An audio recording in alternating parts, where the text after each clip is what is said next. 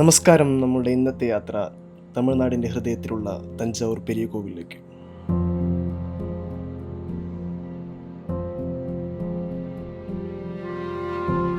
ചോള രാജാവിൻ്റെ ശില്പമാഹാത്മ്യത്തിൻ്റെ മഹത്വവും അത്ഭുതകരമായ ദൃശ്യങ്ങളും പ്രാചീന കോവിലിൻ്റെ ചരിത്രവും നമുക്കൊരുമിച്ച് കണ്ടറിഞ്ഞാലും.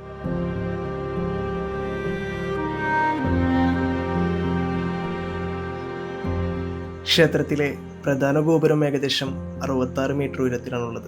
ഇത് ഇന്ത്യയിലെ തന്നെ ഏറ്റവും ഉയർന്ന ക്ഷേത്ര ഗോപുരങ്ങളിൽ ഒന്നാണ്.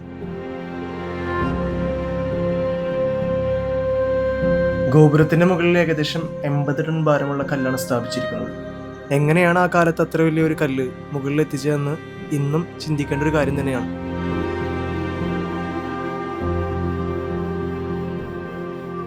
ക്ഷേത്രത്തിലെ പ്രധാന ദേവൻ ശിവനാണ്. ഏകദേശം 13 അടി ഉയരവും 60 ടൺ ഭാരവുമുള്ള ശിവലിംഗമാണ് ഇവിടെ നിലകൊള്ളുന്നത്. ഇത് ഇന്ത്യയിലെ തന്നെ ഏറ്റവും വലിയ ശിവലിംഗങ്ങളിൽ ഒന്നാണ്. ഈ ഒരു വലിയ ശിവലിംഗത്തിന് പുറമെ ഏകദേശം 108ഓളം ചെറിയ ശിവലിംഗങ്ങളും ഇവിടെ സ്ഥാപിക്കപ്പെട്ടിട്ടുണ്ട്.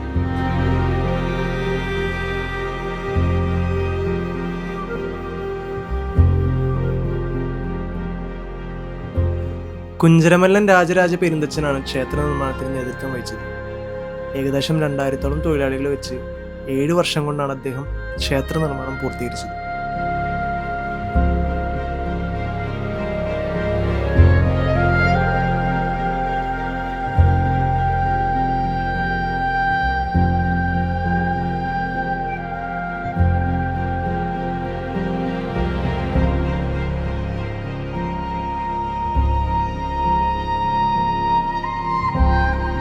ശൈവവിശ്വാസങ്ങളെയും ചോളവംശ ചരിത്രങ്ങളെയും ആസ്പദമാക്കിയുള്ള ഒട്ടനവധി കൊത്തുപണികളും ചിത്രകലകളും നമുക്കിവിടെ കാണാം.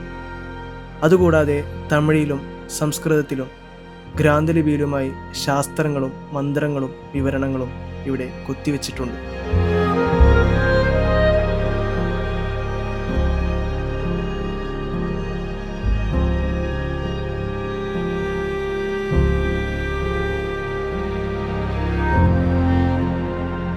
ചരിത്രയാത്രകൾ ഇഷ്ടപ്പെടുന്നവർക്ക് അതുല്യമായ പോസിറ്റിവിറ്റി നൽകുന്നൊരിടമാണിത്. ഓരോ കാൽവെപ്പും ഓരോ കഥ പറയുന്ന, ആത്മാവിനെ സ്പർശിക്കുന്ന അനുഭവങ്ങളുടെ പൂർണ്ണമായൊരു ലോകം.